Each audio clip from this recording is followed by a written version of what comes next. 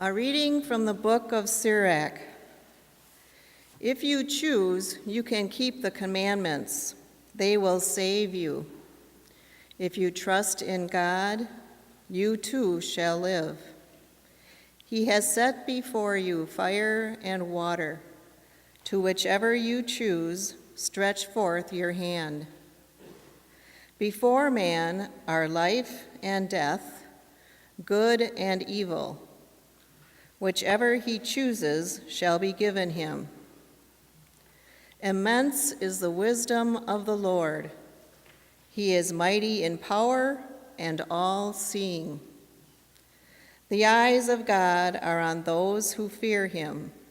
He understands man's every deed. No one does he command to act unjustly. To none does he give license to sin. The word of the Lord. Thanks be to God.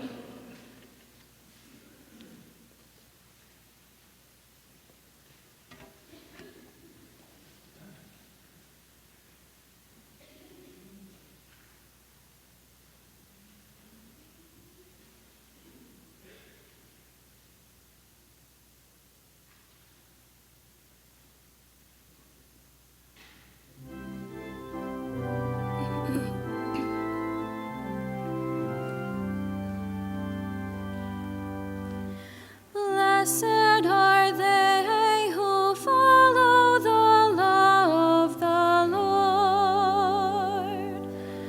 Blessed are they who follow the law of the Lord.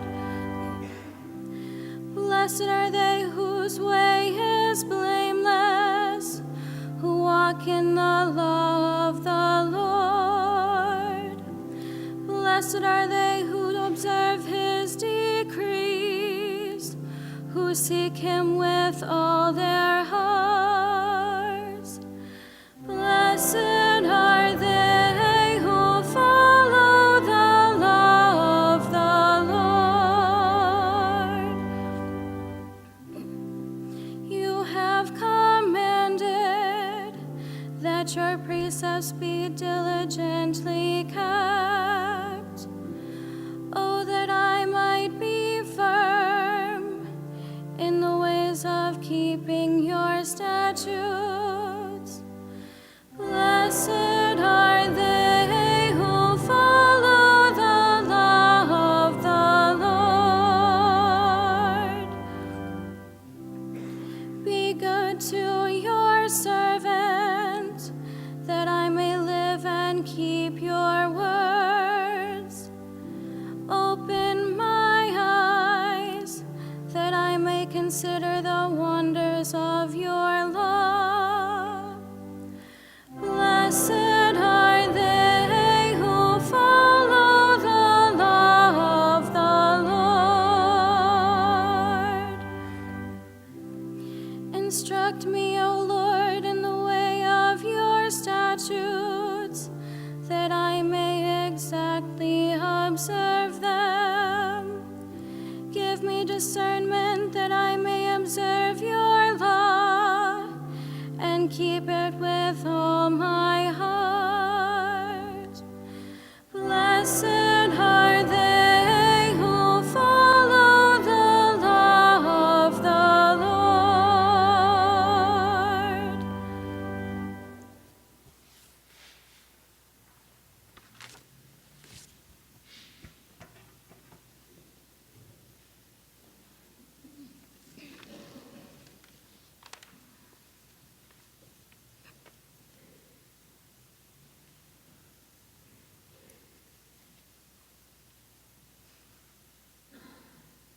A reading from the first letter of St. Paul to the Corinthians.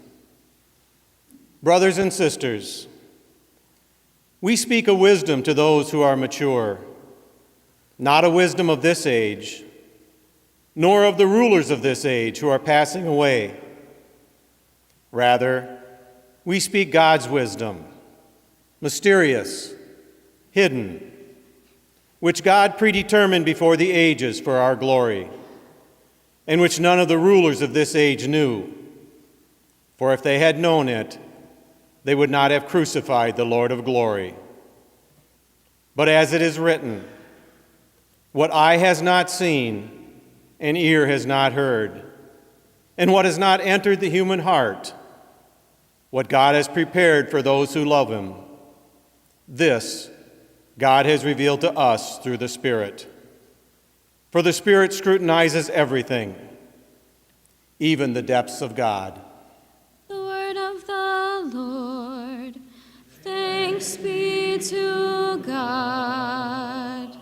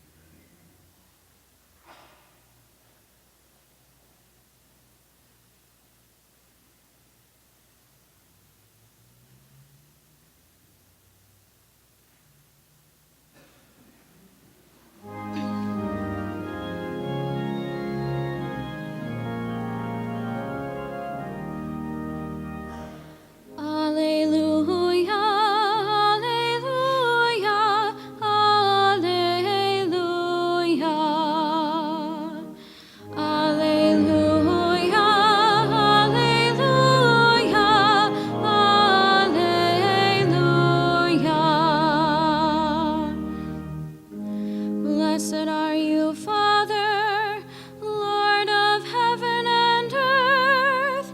You have revealed to little ones the mysteries of the kingdom. Alleluia, alleluia, alleluia.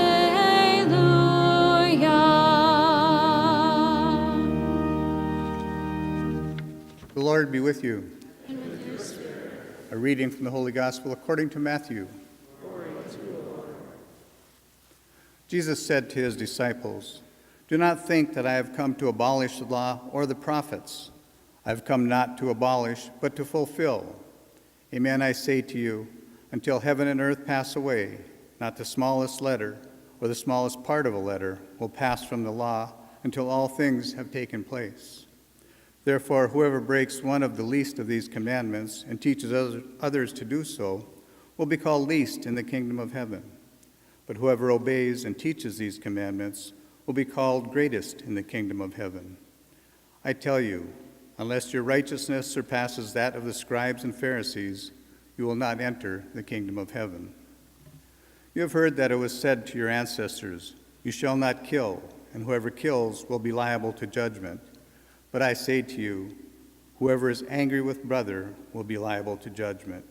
And whoever says to brother, 'Raca,' will be answerable to the Sanhedrin. And whoever says, 'You fool,' will be liable to fiery Gehenna. Therefore, if you bring your gift to the altar, and there recall that your brother has anything against you, leave your gift there at the altar. Go first and be reconciled with your brother, and then come and offer your gift. Settle with your opponent quickly while on the way to court. Otherwise, your opponent will hand you over to the judge, and the judge will hand you over to the guard, and you'll be thrown into prison. Amen, I say to you, you will not be released until you have paid the last penny. You have heard that it was said, 'You shall not commit adultery.' But I say to you, everyone who looks at a woman with lust has already committed adultery with her in his heart. If your right eye causes you to sin, tear it out and throw it away. It is better for you to lose one of your members than to have your whole body thrown into Gehenna. And if your right hand causes you to sin, cut it off and throw it away. It is better for you to lose one of your members than to have your whole body go into Gehenna. It was also said, 'Whoever divorces his wife must give her a bill of divorce.' But I say to you, whoever divorces his wife, unless the marriage is unlawful, causes her to commit adultery, and whoever marries a divorced woman commits adultery.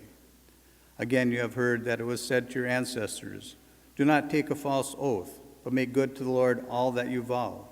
But I say to you, do not swear at all, not by heaven, for it is God's throne, not by the earth, for it is his footstool, nor by Jerusalem, for it is the city of the great king. Do not swear by your head, for you cannot make a single hair white or black. Let your yes mean yes, and your no mean no. Anything more is from the evil one. The Gospel of the Lord. Praise to you, Lord Jesus Christ.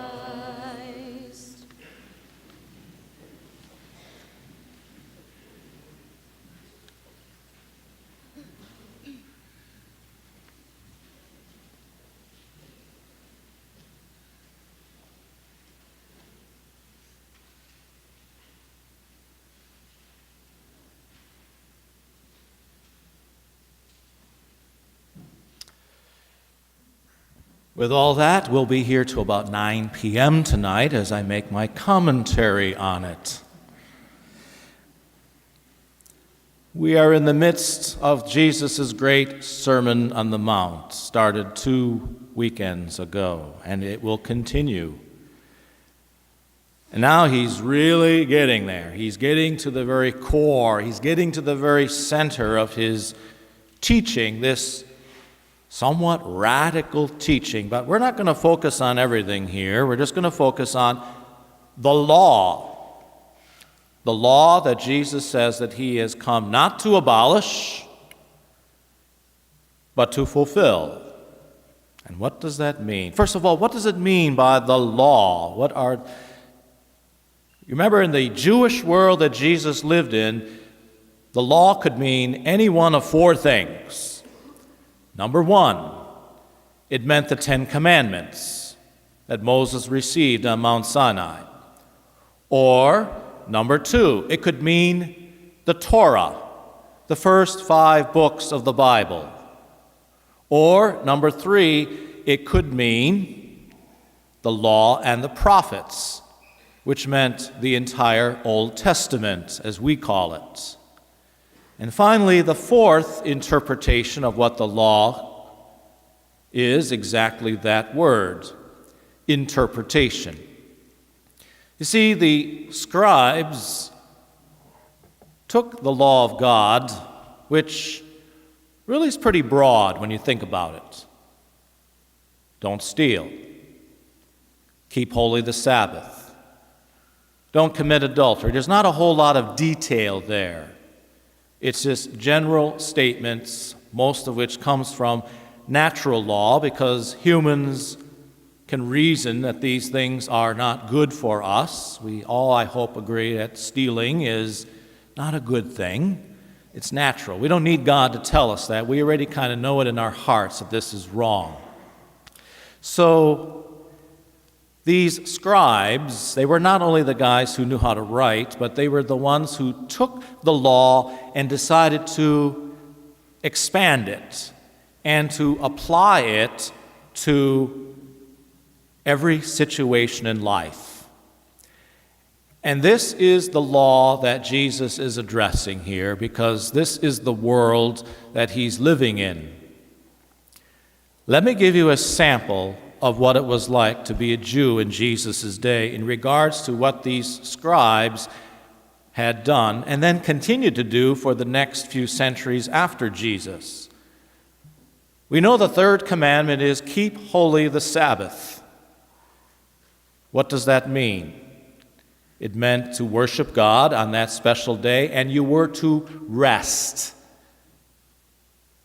So the scribe asked the question, well, what does it mean to rest? In other words, how much can I do where I can get away with not breaking that law?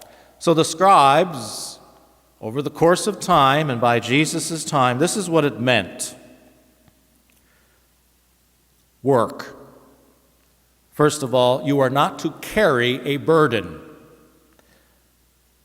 So how do you define a burden? So that's where they go even deeper now, even more scrupulously. A burden. First of all, food. Food that's equal in weight to a dried fig. Couldn't carry anything heavier than that as food. You could not mix more than 1 goblet of wine. You could only drink 1 swallow of milk, otherwise you were working on the Sabbath. Honey enough to put upon a wound that you could take in. How about writing? That was considered work. You could only use paper enough to write a custom house notice upon, ink enough only to write 2 letters of the alphabet. If you wrote 3, you were breaking the Sabbath. So they spent these endless hours arguing, scrutinizing as to what you couldn't do on the Sabbath, whether a lamp could or could not be lifted from one place to another in your house, whether a tailor committed sin if he forgot he had a needle in his cloak and he was carrying too much when he went somewhere, or how far he even walked, whether a woman could even wear false hair, whether it was even permitted to wear your false teeth on the Sabbath, or an artificial limb, or if a parent could even lift their child on the Sabbath. As you can see, it really got to be an extreme legalism of petty rules and regulations. Now, sometimes I hear it said the Catholic Church has all these rules and regulations. Trust me, all we got are the 10 Commandments, the 5 precepts of the Church, and then probably an interpretation, a deeper understanding of what that means could probably fill up maybe 1 or 2 sheets of paper. If you took everything that these Jews did by the 3rd century AD, that is 300 years after Christ, this is what they had. They had summarized it all into what was called the Mishnah. If you converted that all into English, that Mishnah was 800 pages long. Later on, another group of Jewish scholars decided that we need to interpret the Mishnah. It's the interpretation of the interpretation. So they wrote another great commentary called the Talmuds. Well, the Babylonian Talmud, if printed out, would be 60 books long. So please do not complain that the Catholic Church has too many rules and regulations. They're very few compared to that. And this is what Jesus is getting at. It's all about external practices, and his words to them back then certainly can apply to us as well, because not much has changed in our human nature. We tend to go more for the appearance rather than for what's in the depth. We tend to kind of slide along on the superficial level rather than to dig deep. And that's what Jesus is doing here. He's digging deep. Everybody here can certainly acknowledge that they have not murdered anybody, probably. But Jesus says it's much deeper than that. It's not just about the external act of killing and murder.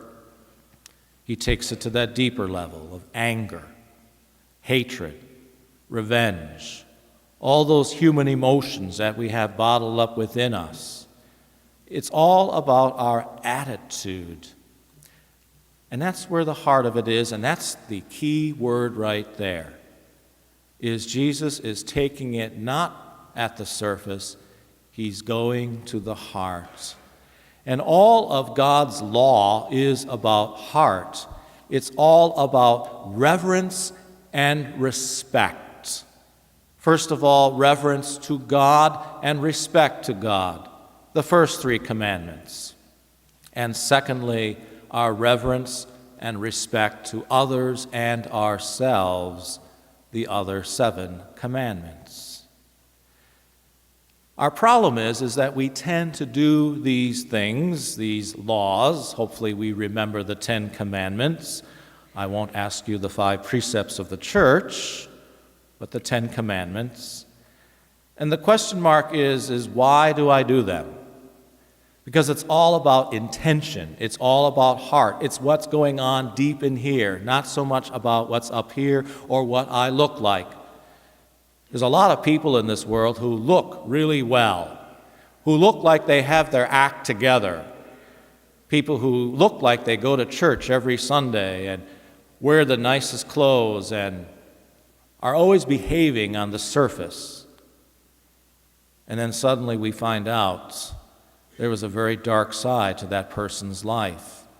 It's almost as if there's this schizoidal tendency, which is probably found in all of us, because we all do put on a show, don't we? We all wear masks. That's the origin, by the way, of the word hypocrite. It comes from the Greek, because the actors on the stage in Greek plays all wore masks. They pretended to be something they were not. And we're good at pretending to be, and what we will do, of course, is always put on our good side. We're going to put on our good show, aren't we? Unless we're cornered, and then we know what happens then. The worst side comes out. Why do I do what I do? What is my real intention for following the law? A good question might be asked right now is, why am I at Mass right now? But before we get to that one, let's use an analogy. I'm going to go to Walmart. And while I'm at Walmart, I know there are certain things that I cannot do there. Because if I do it, it's breaking the law. I know that I cannot shoplift. I know that I cannot just rip open a package and start eating the candy bar.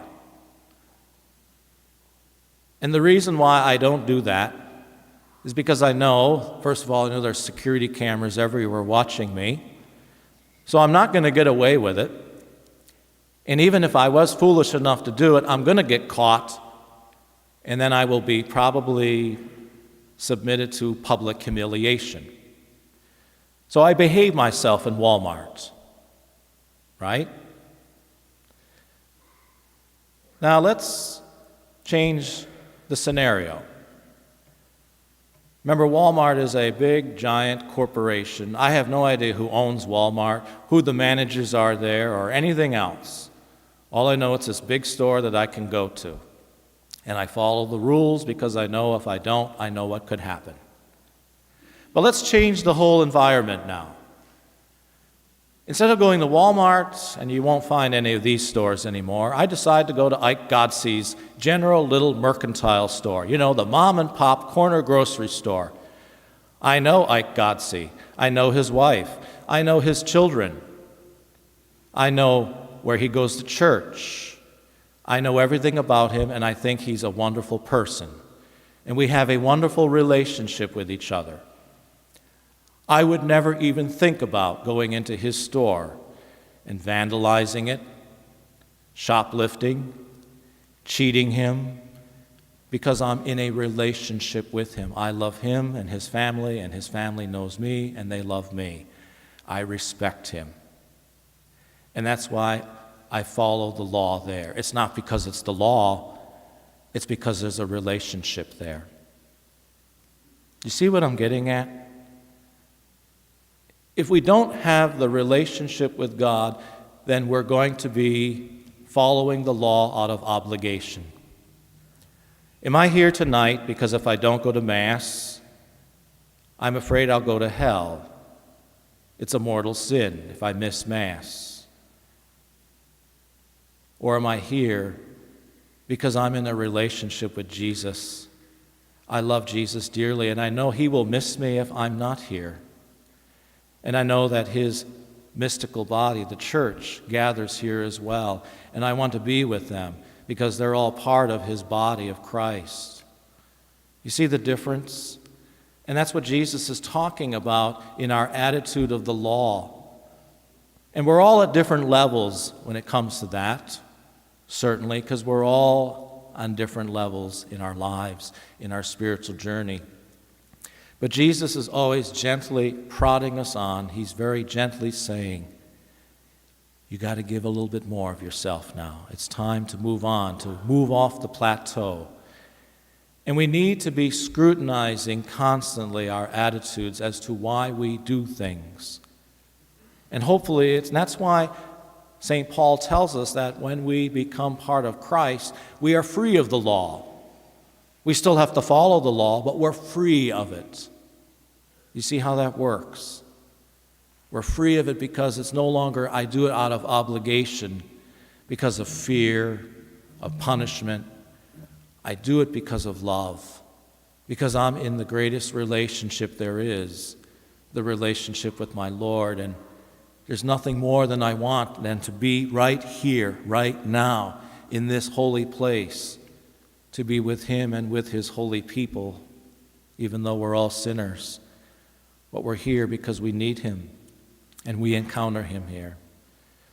So as we begin this new week together, let's always examine carefully why we do things. And if we see a lack, if it's just external, we do it because we're supposed to do it, then we need to check on the relationship with God, the relationship with others in our families, in our workplaces. And we need to ask God for the grace, because it's only God's grace that can help us in our weaknesses, in our deficits.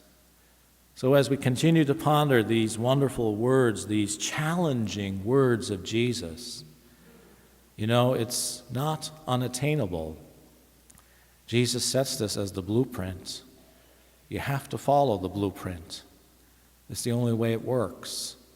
And so let's allow God's grace to move us and to fill us always.